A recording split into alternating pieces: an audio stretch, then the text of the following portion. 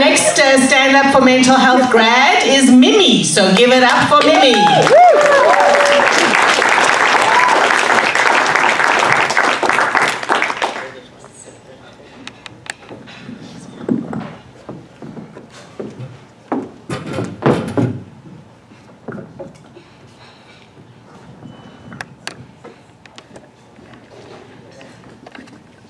Getting sober has been a lot harder than I expected.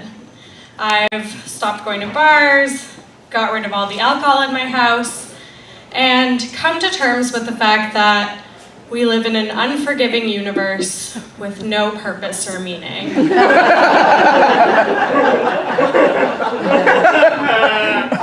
So it turns out I'm also depressed. Do you guys ever get that feeling where you can't get out of bed in the morning, haven't showered in 2 weeks, or dodging your therapist's phone calls, and you just don't see the point to life anymore? No? Yeah, me neither. I'm fine, thanks. The only doctor I could find accepting new patients right now is an optometrist. When he asked me what was wrong with my eyes, I told him I was having trouble seeing a future in which I was alive. Apparently, suicidal ideation is not an ocular deficiency.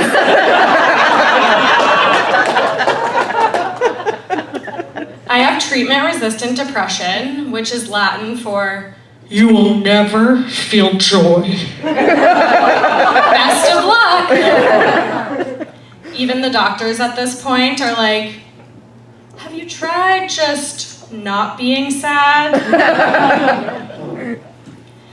It's pretty clear that the medical system is still biased to primarily serve men. Did you know that all medications are tested on men because a menstrual cycle is considered a confounding factor?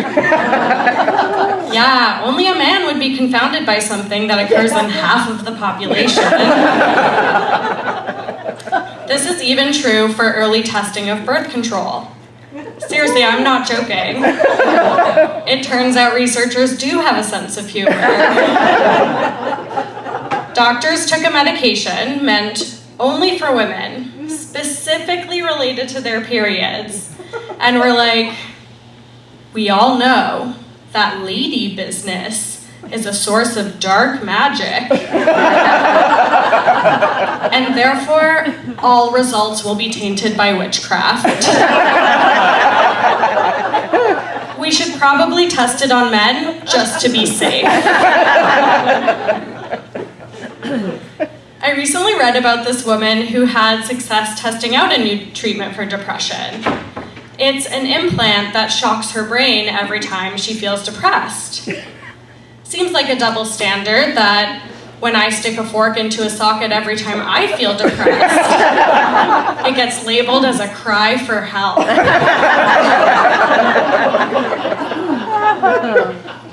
When you first stop drinking, you're supposed to avoid triggering situations like going to wine bars or music festivals or your nephew's 3rd birthday party.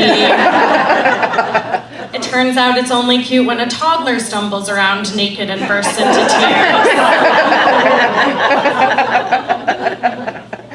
My therapist encouraged me to join a 12-step program. I think I picked a good one. I'm 1 month in, and I'm only $4,000 and 3 satin sashes away from ascension.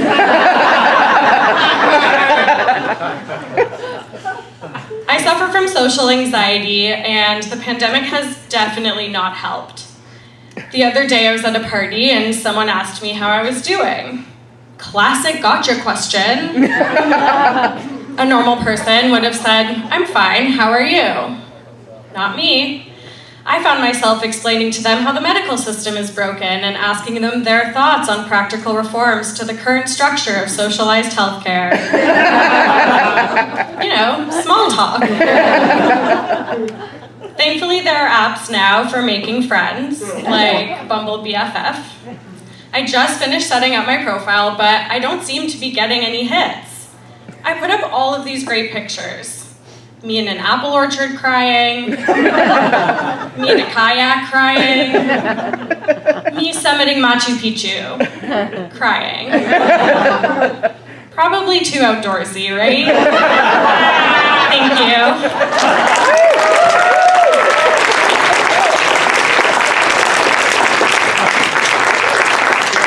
I don't want to be a broken record and echo what's already been said.